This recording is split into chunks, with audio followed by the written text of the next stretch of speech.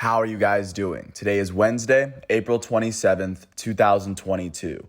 I'm James Sims, and for this episode of The Elite, I'm going to review yesterday's Elite matchups and performances from Tuesday, April 26th. And of course, I'm going to preview what's going on today as we navigate through the world of sports one day at a time. Going sport by sport, we are still in the first round of the NBA playoffs as one more team has been eliminated. There are now 14 teams that are left competing for that title. Taking a look at what's going on with the NHL regular season is almost done, as this time next week, we should be in the midst of some Stanley Cup playoff action or just ready for it. Taking a look at what's going on with baseball, we are still in the very beginning of the MLB season as we still have a few months ahead of us. Taking a look at what's going on with soccer overseas, there's about a month or so left. We are still in the midst of the semifinal round of Champions League, and there's still some domestic soccer going on around that.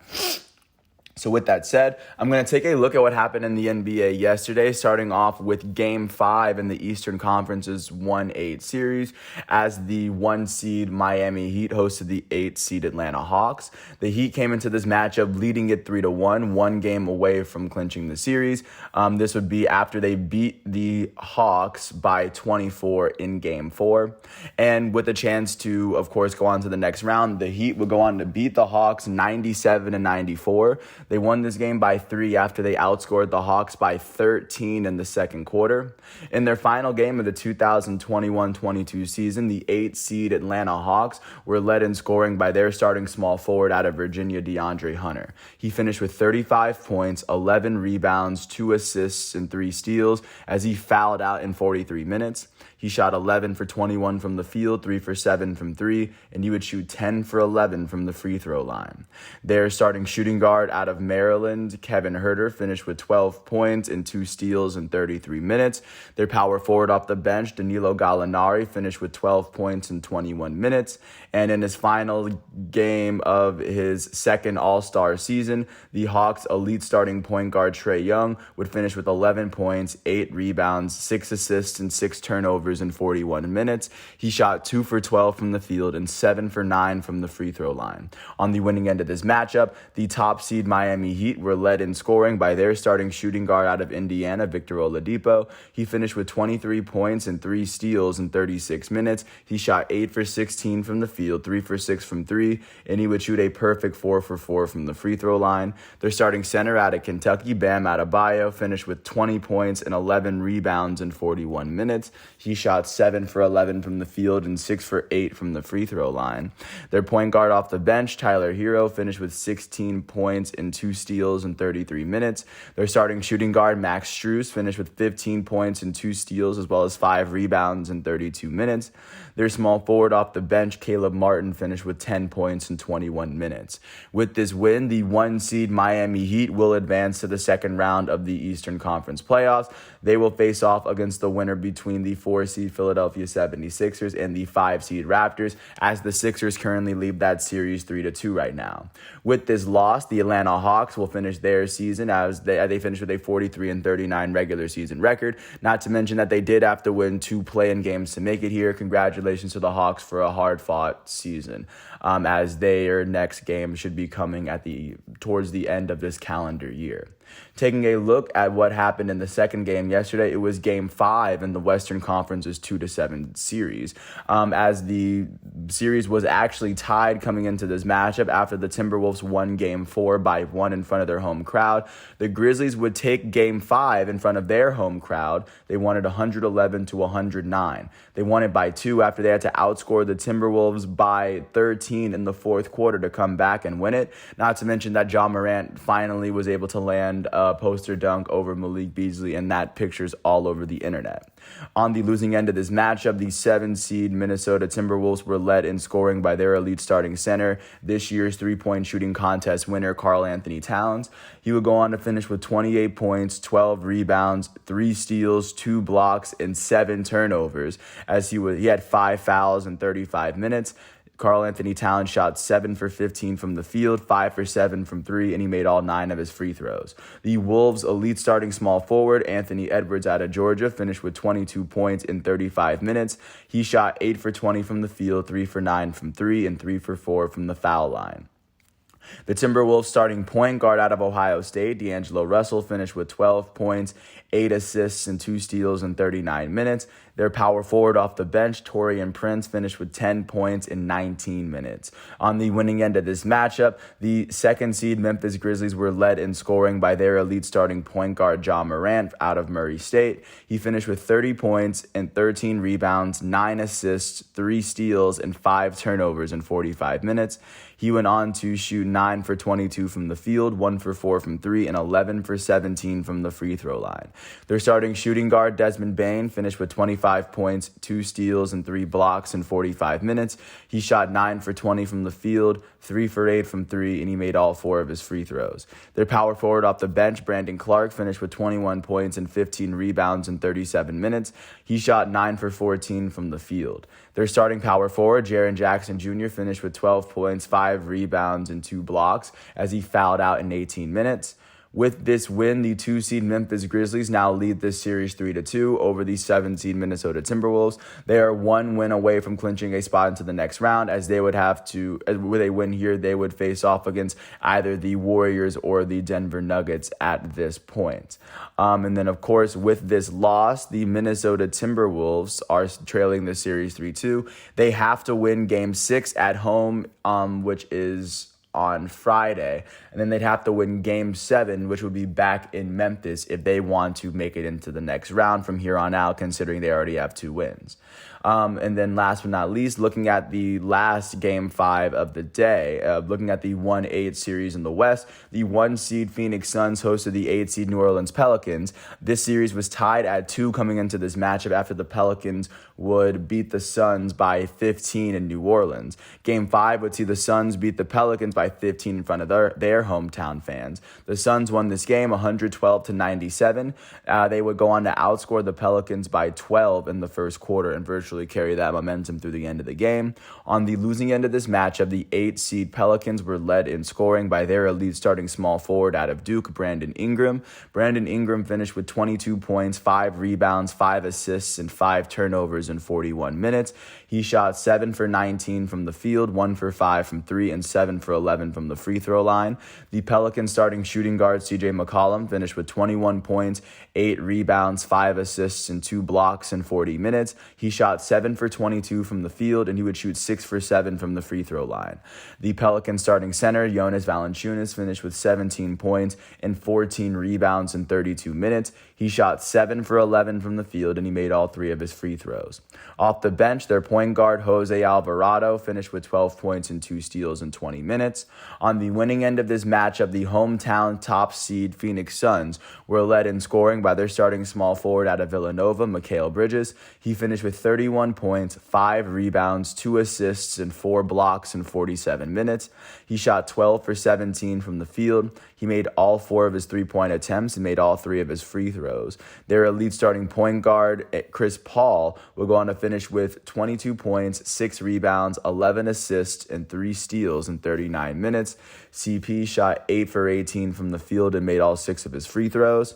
The Suns starting center, DeAndre Ayton, will go on to finish with 19 points and 9 rebounds in 35 minutes. He shot 8 for 13 from the field and 3 for 5 from the free throw line. Their point guard off the bench, Cameron Payne, finished with 12 points, 2 steals, and he fouled out in 12 minutes. With this win, the 1-seed Phoenix Suns now lead this series 3-2. With one more win, they should be able to clinch this series. Game 6 should be in New Orleans tomorrow on TNT. And on the losing end of this matchup, the Pelicans now trail this series 3-2. They have to win Game 6 and Game 7 if they want to advance to the next round. The winner of this matchup would face off against the winner between the 4-seed Dallas Mavericks and the 5-seed Utah Jazz. But right now, that is what that NBA is looking like following these 3 matchups. Now taking a quick look at what is going on today. And of course, today is Wednesday. The first of the matchups today will be at 7:30 on TNT and Fiserv Forum. As the 3 seed in the East, the defending champs Milwaukee Bucks are going to host the 6 seed Chicago Bulls.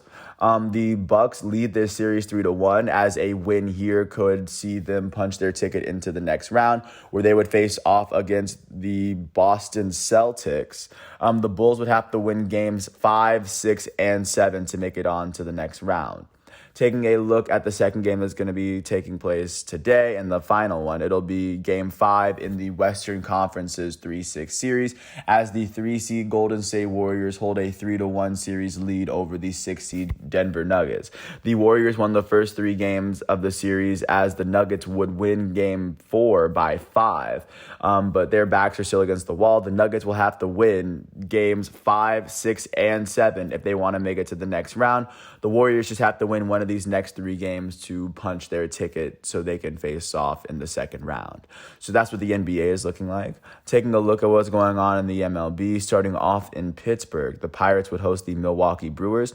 The Brewers would end up beating the Pirates 12-8 after they put up 6 runs in the 6th inning alone.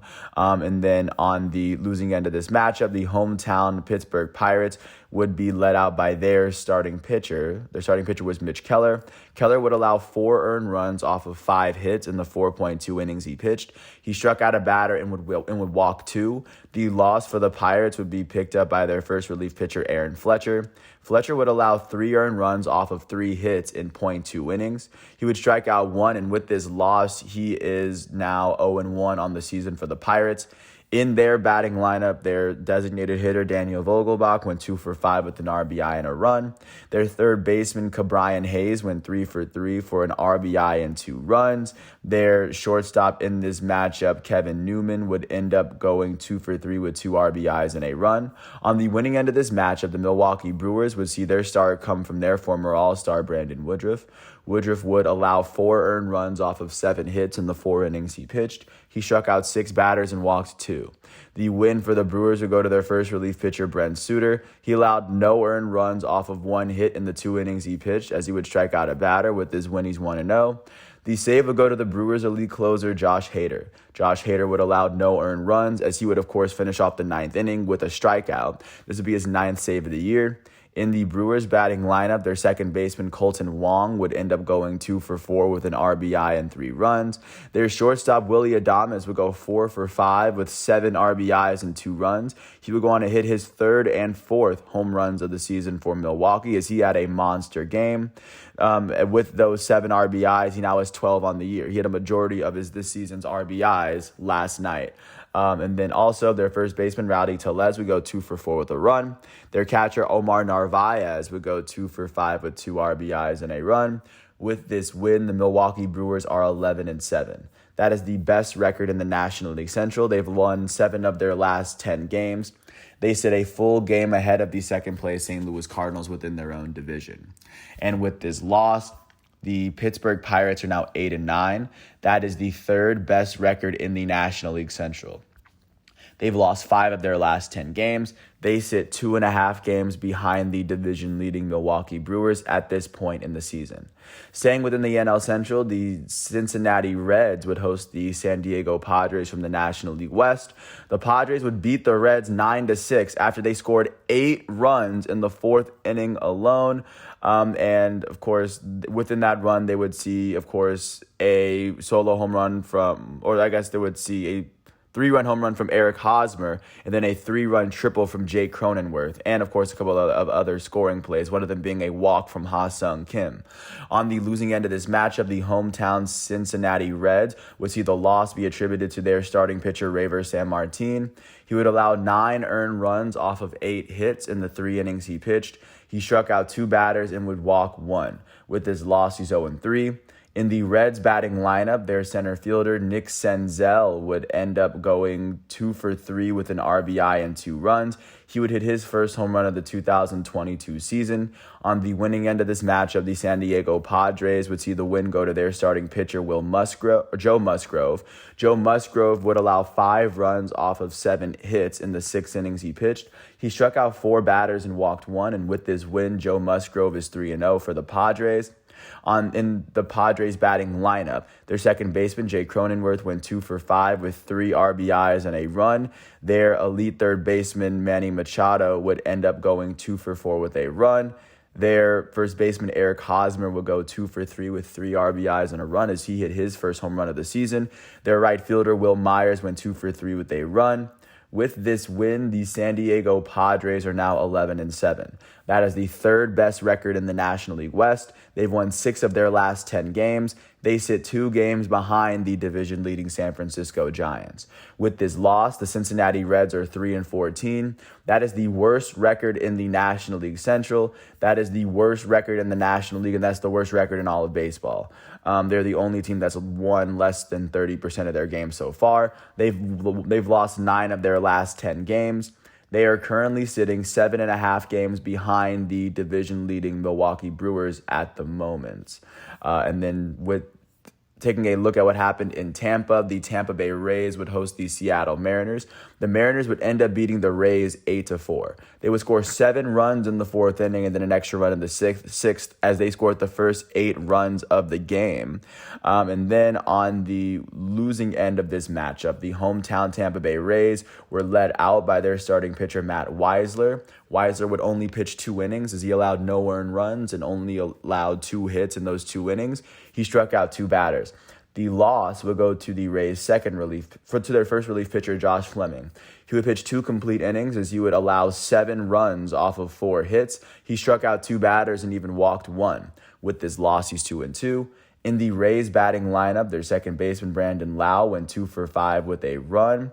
Their elite shortstop, Wander Franco, will go 1 for 5 with 2 RBIs and a run as he hit his 4th home run of the season. Their first baseman, Ji-Man Choi, went 2 for 5. And then their pinch hitting catcher in this matchup, Rene Pinto, would end up going 2 for 3 with 2 RBIs and a run as he hit his first home run of the season. On the winning end of this matchup, the Seattle Mariners would see the win be attributed to their starting pitcher, Logan Gilbert. Logan Gilbert would allow no earned runs off of 2 hits in the 5.2 innings he pitched. He would strike out 7 batters and walk 3. With this win, Logan Gilbert is 3-0. In the Mariners batting lineup, their elite third baseman, Eugenio Suarez, would go 2 for 4 with a run. Their shortstop, J.P. Crawford, went 2 for 5.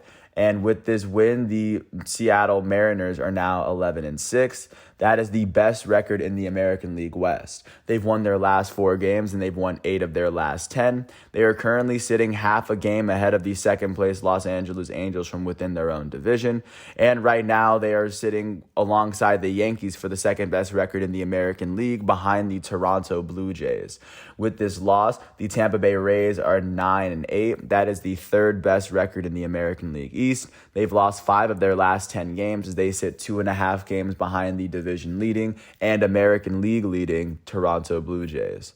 Taking a look at what happened in Philadelphia, the Phillies hosted the Colorado Rockies. The Phillies would win this game 10-3 as they would score 7 runs before the Rockies scored their first run of the game in the 6th inning. On the losing end of this matchup, the loss would go to the Rockies starting pitcher, German Marquez.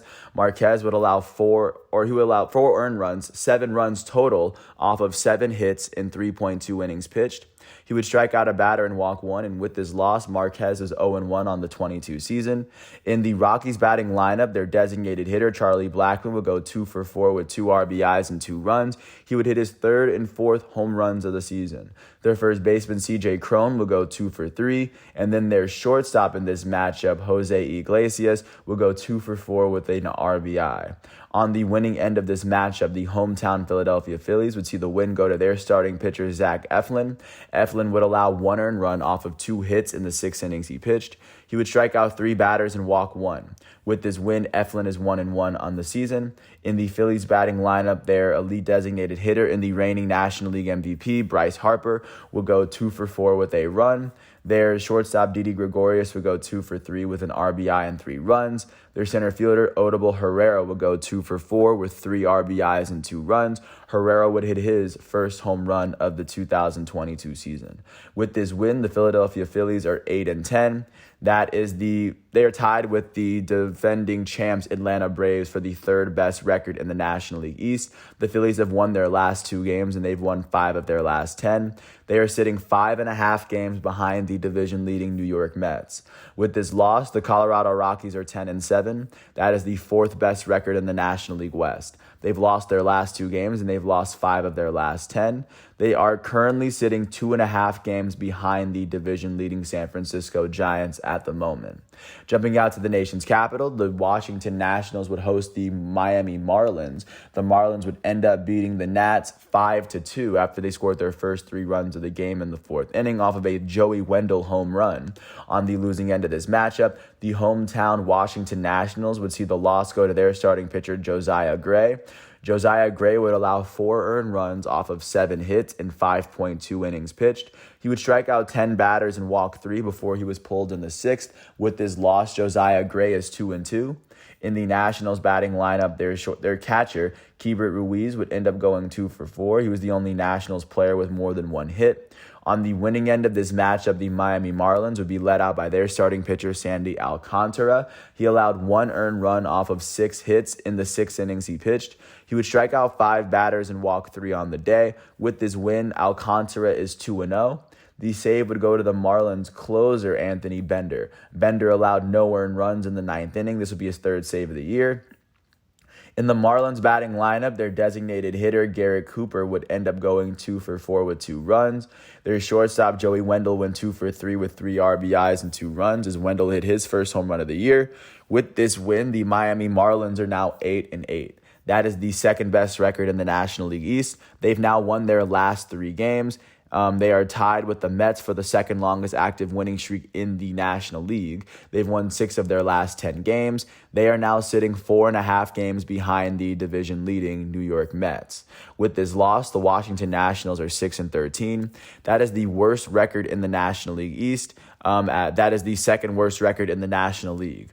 Only the Reds have a worse record in the league, as the Nats have now lost their last 6 games. Now, the Nats' 6-game losing streak is the longest active losing streak in the National League. Only the Chicago White Sox have a longer losing streak in the MLB right now. The Nationals have lost 8 of their last 10 games. They are sitting 8 games behind the division-leading New York Mets. Jumping out to the Bronx, the New York Yankees would host the Baltimore Orioles from within their division. The Yankees would end up beating the Orioles 12-8 in what would be an offensive slugfest. On the losing end of this matchup, the Baltimore Orioles would see the loss go to their starting pitcher, Jordan Lyles. Lyles would allow 6 earned runs off of 7 hits in the 4.2 innings he pitched. He struck out 3 batters and walked 1 before he was pulled in the 5th inning. With this loss, Jordan Lyles is 1-2. In the Orioles batting lineup, nobody on their team would finish with more than 1 hit. However, their right fielder, Anthony Santander, would hit his 2nd home run of the season. Austin Hayes would hit his 2nd home run of the season as well, as they were both 3-run home runs.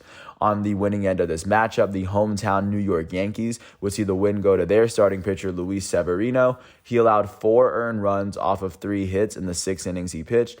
He would strike out 5 batters and walk 2. With this win, Severino is now 2-0. In the New York Yankees batting lineup, their elite second baseman, DJ LeMahieu, would go 2 for 5 with 2 runs. Their elite center fielder, Aaron Judge, would go 2 for 5 with an RBI and 2 runs, as Aaron Judge would hit his 4th home run of the season. Their first baseman, Anthony Rizzo, would go 3 for 4 with 6 RBIs and 4 runs. Anthony Rizzo would hit his 6th, 7th, and 8th home runs of the season yesterday. Their elite right fielder, Giancarlo Stanton, would go 2 for 4 with an RBI as well. And then, of course, with this win, the New York Yankees are currently 11-6. That is the 2nd best record in the American League East. They've now won their last 4 games. And that is currently tied with the Seattle Mariners for the 2nd longest active winning streak in the American League. Only the Twins have a longer winning streak than the Yankees right now. The Yankees have won 7 of their last 10 games. They are currently sitting half a game behind the division-leading Toronto Blue Jays at the moment. With this loss, the Baltimore Orioles are 6-11. That is the worst record in the American League East. They have currently lost their last 2 games. They are tied actually with the Texas Rangers for the worst record in the American League. They've lost 6 of their last 10 games. They are currently sitting 5.5 games behind the division-leading Toronto Blue Jays. Taking a look at what happened in Toronto, speaking of the Blue Jays, they would host the Boston Red Sox. And after the Red Sox were actually up 5-2 in the eighth inning, the Blue Jays would score 3 runs in the bottom of the ninth, of course, capped off by a 2-run home run from George Springer. And then they would go to the 10th, where a sacrifice fly from Raimel Tapia would give them their 12th win of the season, making them the first team in the American League to hit that number. On the losing end of this matchup, the Red Sox's start would go to Nick Pivetta. He would allow 2 earned runs off of 3 hits in the 4.2 innings he pitched. He struck out 6 batters and walked 4.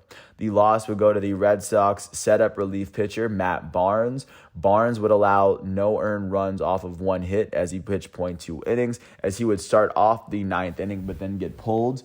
He would go on to strike 1 batter out, and he would walk 2 of them. With this loss, he's 0-1. In the Red Sox batting lineup, their elite shortstop, Xander Bogaerts, would go 3 for 5 with an RBI and 2 runs. And then their catcher, Christian Vasquez, would go 2 for 3 with a run.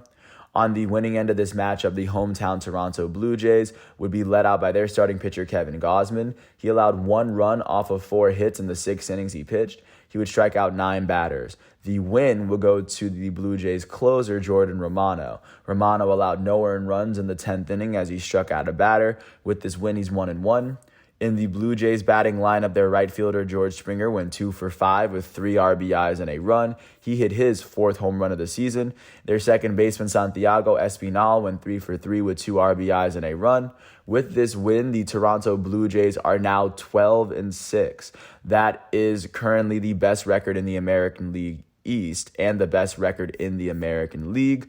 At this moment, they are holding the 4th best record in all of baseball behind the Mets, the Giants, and the Dodgers as well.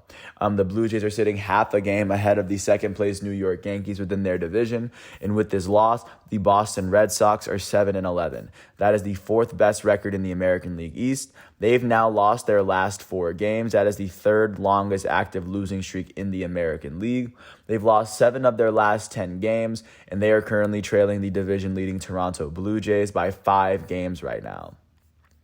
Jumping out to Chicago, the White Sox will go on to host the Kansas City Royals. The Royals would shut the White Sox out, winning it 6-0. They scored 2 runs in the 4th and 4 in the 6th.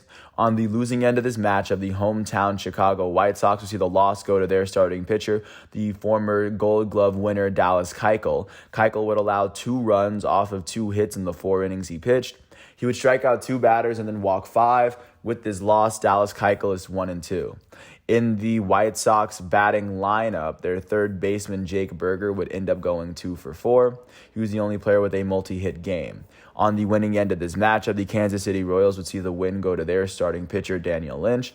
Lynch would allow no earned runs off of 2 hits in the 6 innings he pitched. He would strike out 7 batters and then walk 2. With this win, he's now 2-1. In the Royals batting lineup, their left fielder, Andrew Benintendi, went 2 for 5 with an RBI and a run. And then their third baseman, Bobby Witt Jr., went 2 for 5 with an RBI and a run. With this win, the Kansas City Royals are now 6-9. That is the 3rd best record in the American League Central. They've won 4 of their last 10 games. They are now sitting 2 full games behind the division-leading Minnesota Twins. And, of course, with this loss, the Chicago White Sox are 6-10. They are tied with the Detroit Tigers for the worst record in the American League Central. The White Sox are holding an 8-game losing streak. That is the longest active losing streak in the MLB. They've lost 8 of their last 10 games. They are currently sitting 2.5 games behind the division-leading Minnesota Twins, despite their 8-game losing streak.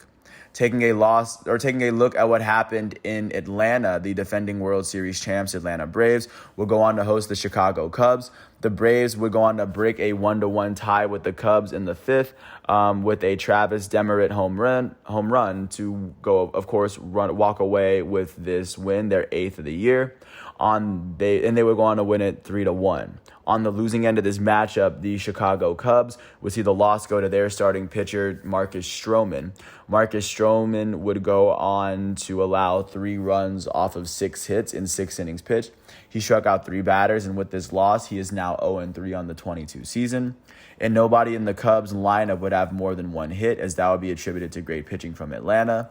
The Braves starting pitcher, Max Fried, would pick up the win, his 2nd of the year. He allowed 1 earned run off of 4 hits in the 6 innings he pitched, as he would strike out 4. The defending champ is now 2-2 on the year.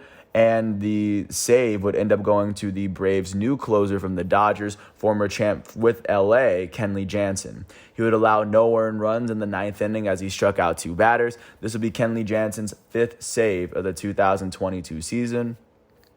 In the Braves batting lineup, their elite second baseman Ozzie Albies would go 2 for 4. He was the only player with more than 1 hit in this game. With this win, the Atlanta Braves are 8-10. That is the 3rd best record in the National League East, as they are tied with the Phillies. They've won 5 of their last 10 games. They are currently sitting 5.5 games behind the division-leading New York Mets. With this loss, the Chicago Cubs are 7-10. That is the 4th best record in the National League Central. They've lost their last 2 games, and they've lost 7 of their last 10. They are currently sitting 3.5 games behind the division-leading Milwaukee Brewers at the moment. Taking a look at what happened in Minneapolis, the Minnesota Twins, who are now sitting on top of the AL Central, hosted the Detroit Tigers and were able to extend their winning streak to 5 after they would beat the Tigers 5-4. The Tigers were up 4-3 going into the bottom of the ninth. It will be a 2-run single from Miguel Sano that would actually go on to win, as Eric Haas would have a throwing error. Big win for the Twins. But on the losing end first, the Detroit Tigers would be led out by their starting pitcher, Eduardo Rodriguez. Eduardo Rodriguez allowed 3 earned runs off of 4 hits and 6 innings pitched. He would strike out 6 batters and lost 2. He would walk 2. The loss would go to the Tigers' relief pitcher, their closer for the day, Gregory Soto. He would allow 2 runs off of 1 hit. He would strike out 1 and then walk 2, as he would not make it through the 9th inning. This would be his first blown save of the year. With this loss, Greg Soto is 1-1. In the Tigers batting lineup, their elite shortstop Javier Baez would go 2 for 3 with all 4 of the team's RBIs. He would go on to hit his 2nd home run of the season, a 3-run home run in the 8th, and he would go on to finish with a run on this season as well. On the winning end of this matchup, the hometown Minnesota Twins would be led out by their starting pitcher, Chris Paddack. Chris Paddack would allow 1 earned run off of 5 hits in the 5.2 innings he pitched. He struck out 6 batters and walked 1. The win went to the Twins closer, Griffin Jax. Jax allowed no earned runs in the 9th inning as he struck out 2. This would be his first win of the year. He's now 1-0. In the Twins batting lineup, their third baseman, Gio Urshela, went 2 for 3 with 2 runs. Their right fielder, Max Kepler, went 2 for 4 with 3 RBIs and a run, as he had a 2nd double and a 2nd home run of the season. With this win, the Minnesota Twins are 9-8. That is the best record in the American League Central. They've now won their last 5 games. Their 5-game winning streak is the longest active winning streak in the American League. It is currently tied with the San Francisco Giants for the longest active winning streak in the MLB right now. The Twins have won 6 of their last 10 games. They are sitting 2 games ahead of the Cleveland Guardians, who are sitting in 2nd place, and they also sit 2 games ahead of the Kansas City Royals, who are in 3rd. Taking a look at where the Tigers are with this loss, they are now 6-10. They are tied with the Chicago White Sox for the worst record in the American League Central. The Tigers have now lost their last 3 games. They've lost 6 of their last 10. They sit 2.5 games behind the division-leading Minnesota Twins at this moment. Jumping out to St. Louis, the NL Central leading Cardinals hosted the NL East leading Mets. The Mets would shut the Cardinals out 3-0 as they would pick up win number 14. They are the first team in the MLB to hit 14 wins. They would see their first 2 runs be scored in the 3rd inning off of a James McCann double and a Starling Marte single. On the losing end of this matchup, the hometown St. Louis Cardinals would see the loss go to their starting pitcher, Jordan Hicks. Jordan Hicks allowed 2 earned runs off of 2 hits in the 2 innings that he pitched. He would strike out 1 batter and then walk 2. With this loss, Jordan Hicks is 1-2. In the Cardinals batting lineup, nobody on their team would finish with more than 1 hit. That would be attributed to great pitching for the Mets. The win will go to the Mets starting pitcher, Chris Bassett. He allowed no earned runs off of 2 hits in the 6 innings he pitched. He would strike out 6 batters and then walk 3. With this win, Bassett is 3-1 on the season. The save would go to the Mets closer, Edwin Diaz. Diaz would allow no earned runs in the 9th inning as he walked a batter. This would be his 3rd save of the year. In the Mets batting lineup, their right fielder Starling Marte went 2 for 4 with 2 RBIs. Their second baseman Jeff McNeil went 2 for 4 with a run. Their catcher James McCann went 3 for 4 with an RBI and a run. With this win, the New York Mets are now 14-5. That is the best record in the National League East, and that is currently the best record in the National League, and for the moment, that is the best record in all of baseball. The Mets have now won their last 3 games. They've won 8 of their last 10. They are sitting 4.5 games ahead of the second place Miami Marlins within their own division. And they only have 1 more win than the San Francisco Giants, who have the second best record in all of baseball right now. With this loss, the St. Louis Cardinals are 9-7. That is the second best record in the National League Central, as they've lost their last 3 games. Their 3-game losing streak is the second longest active losing streak in the National League, as the Nats have a longer losing streak than them. The Cardinals have lost 5 of their last 10 games. They are sitting 1 game behind the division-leading Milwaukee Brewers, as they both have 7 losses. The Cardinals just have 2 less wins. So that's where the Cardinals are sitting. Taking a look at what happened in Arlington, the Texas Rangers would host the Houston Astros, the defending American League champs. After the game was tied up at 1, the Astros would break the tie in the third by scoring 3 runs, 2 of them off of a 2-run home run from Kyle Tucker, in order to win their 8th game of the season. On the losing end of this matchup, the hometown Texas Rangers were led out by their starting pitcher Taylor Hearn. He allowed 4 earned runs off of 5 hits in the 5 innings he pitched. He would strike out 4 batters and walk 1. With this loss, he's 0-2. In the Rangers batting lineup, nobody on their team would finish with more than 1 hit. Their center fielder, who was an all-star last year, Adolis Garcia, would hit his 3rd home run of the season, as he went 1 for 4. On the winning end of this matchup, the Houston Astros would see the win go to their starting pitcher, Jake Odorizzi. Odorizzi allowed 1 earned run off of 1 hit in the 6 innings that he pitched. He would strike out 4 batters and then walk 1. With this win, Odorizzi is 1-2. And in the Astros batting lineup, their designated hitter, Yordan Alvarez, would go 2 for 3 with a run. And with this win, the Houston Astros are 8-9. That is the 4th best record in the American League West. They've won 4 of their last 10 games. They are now sitting 3 games behind the division-leading Seattle Mariners. With this loss, the Texas Rangers are 6-11. That is the worst record in the American League West. They've lost 6 of their last 10 games, and they sit 5 games behind the Mariners. They are tied with the Baltimore Orioles for the worst record in the American League right now.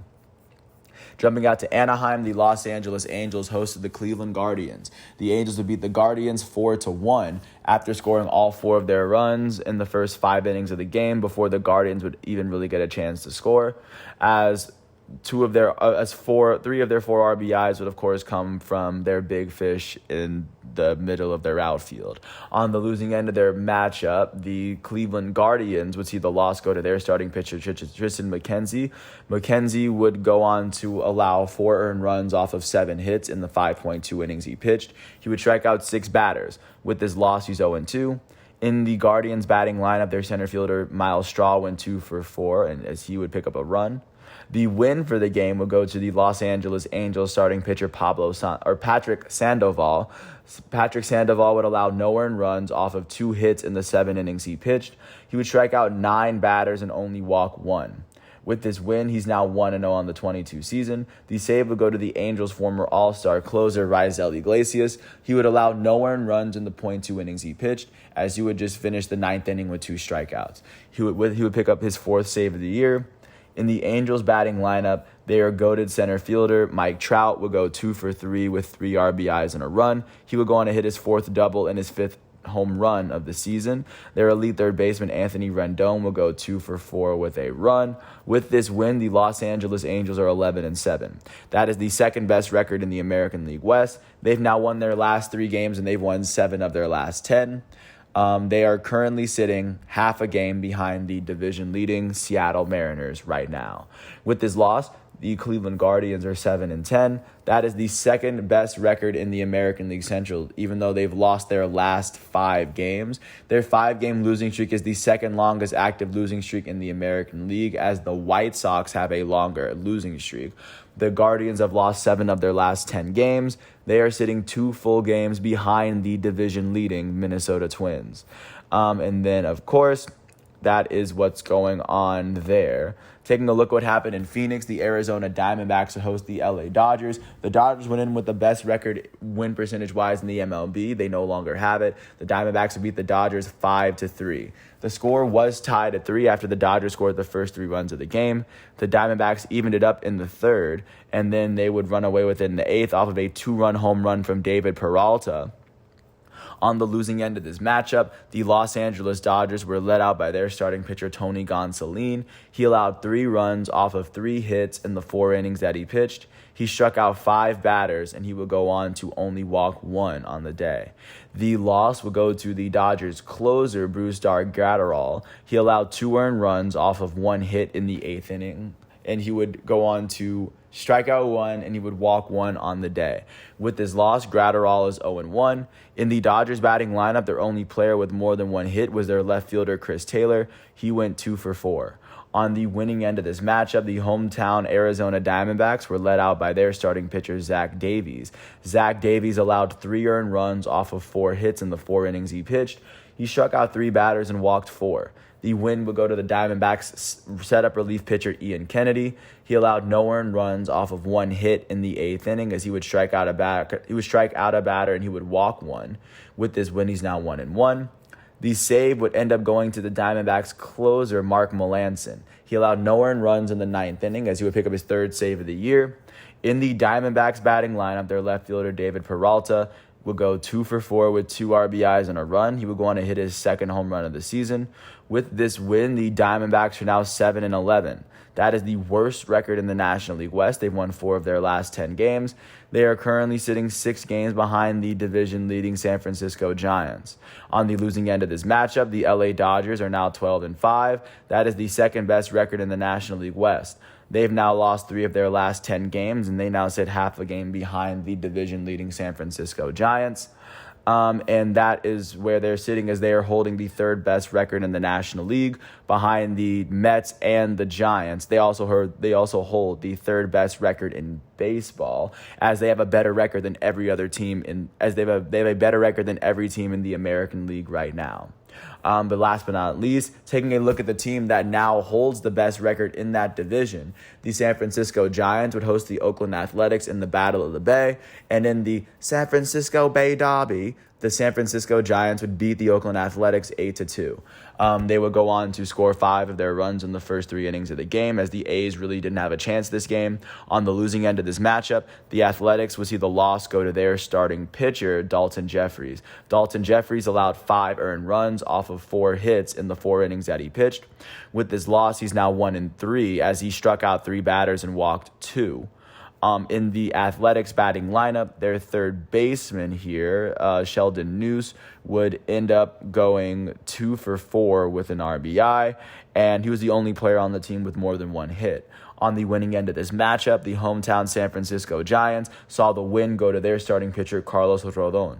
He allowed 1 earned run off of 3 hits in the 6 innings that he pitched. He would strike out 9 batters and walk 2. With this win, Carlos Rodon is now 3-0 on the year. In the Giants batting lineup, their first baseman, Brandon Belt, went 2 for 4 with a run. Their designated hitter, Wilmer Flores, would go 2 for 4 with 4 RBIs and 2 runs. He would hit his 2nd home run of the season. And with this win, the San Francisco Giants are 13-5. That is the best record in the National League West. That is the 2nd best record in all of baseball right now, as the Mets have only 1 more win than the Giants. The Giants have a 5-game winning streak. Their 5-game win streak is the longest active win streak in the National League. It is tied with the Minnesota Twins for the longest active win streak in baseball. The Giants have won 7 of their last 10 games, and at this moment, they sit half a game ahead of the 2nd place Los Angeles Dodgers in their division, as if we don't remember, the Dodgers and the Giants have had the best 2 records in baseball last year. And then, of course, with this loss, the Oakland Athletics are now 9-9. That is the 3rd best record in the American League West. They've lost 5 of their last 10 games, and they now sit 2.5 games behind the division-leading Seattle Mariners. So, of course, that is what's going on there. But that is what the MLB is looking like following yesterday's matchups. Taking a look at what's going on today, and of course, because today is Wednesday, we are going to see games start as early as the afternoon. At 1:15, Steven Matz and the St. Louis Cardinals are going to host Carlos Carrasco and the NL East leading and MLB leading New York Mets. That's going to be in Busch Stadium.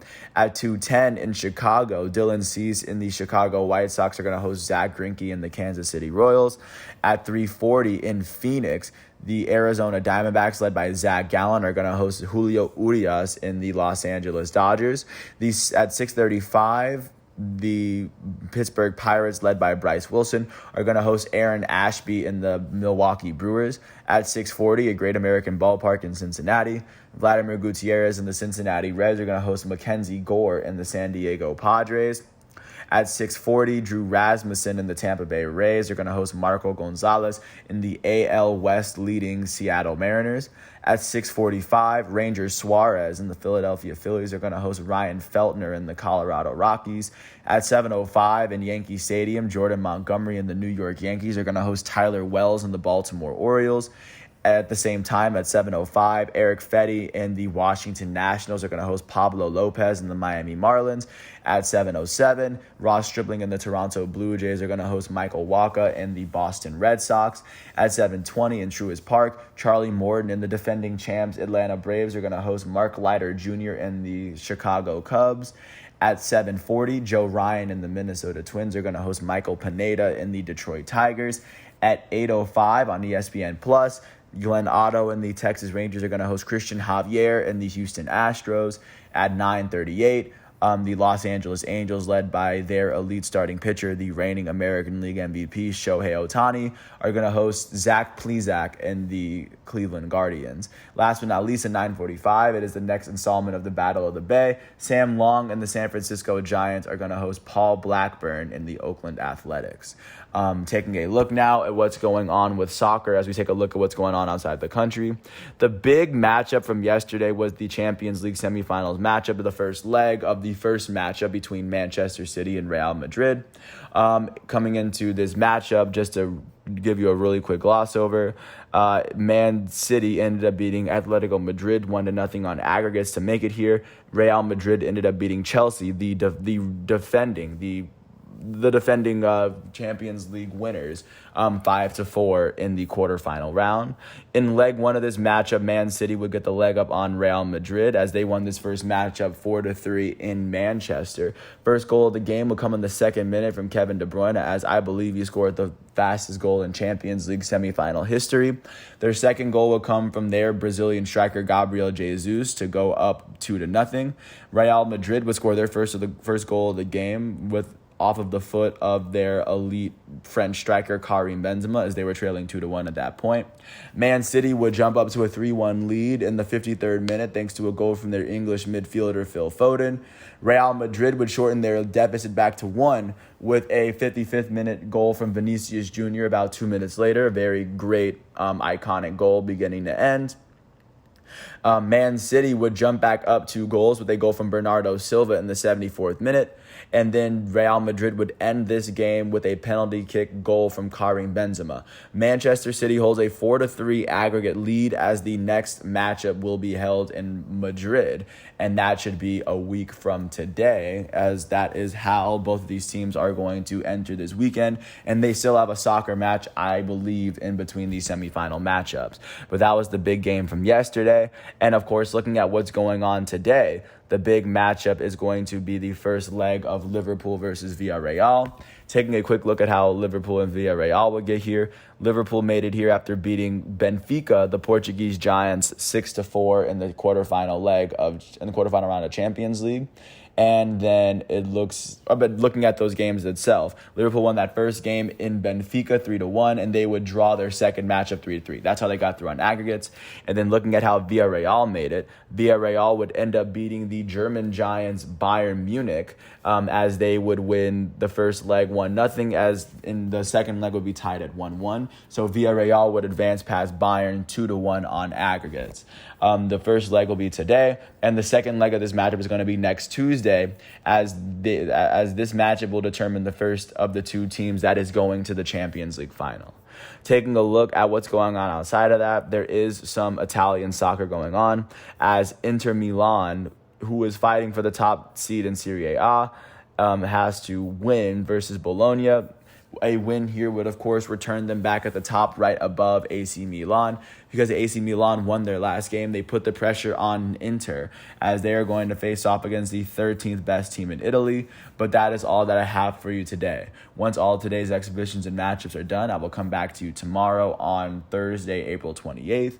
I want to thank the ESPN, the NBA, the MLB, the FIFA websites, and even the NHL as I'm getting the facts and figures one day at a time.